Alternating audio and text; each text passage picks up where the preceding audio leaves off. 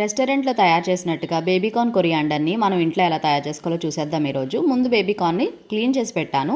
తర్వాత వాటర్ని బాయిల్ చేసి అందులో పసుపుని యాడ్ చేసి బేబీకార్న్ని కూడా వేసేసుకొని 10 నిమిషాల పాటు బాయిల్ చేసి స్ట్రెయిన్ చేసి చల్లారనివ్వాలి. కాస్త చల్లారిన తర్వాత బేబీకార్న్ని ఇలా చూపించిన విధంగా కట్ చేసుకోండి. చాలా అట్రాక్టివ్గా కనిపిస్తుంది. ఇప్పుడు ఒక ప్లేట్లోకి 3 టేబుల్ స్పూన్ల మైదా, 1 టేబుల్ స్పూన్ బియ్యం పిండి, కొంచెం కొత్తిమీర, 1/2 టేబుల్ స్పూన్ సాల్ట్ వేసుకొని ఒకసారి బాగా మిక్స్ చేసుకొని కట్ చేసుకున్న బేబీకార్న్ కూడా యాడ్ చేసేసి బాగా మిక్స్ అయ్యేలాగా కలుపుకొని పక్కన పెట్టేసుకోవాలి. ఇప్పుడు ఒక ప్యాన్లోకి డీప్ ఫ్రైకి సరిపడా ఆయిల్ యాడ్ చేసుకొని ఆయిల్ కొంచెం వేడైన తర్వాత ఇలా గోల్డెన్ బ్రౌన్ కలర్ వచ్చేంత వరకు బేబీకార్న్ని ఫ్రై చేసుకొని పక్కన పెట్టుకోండి.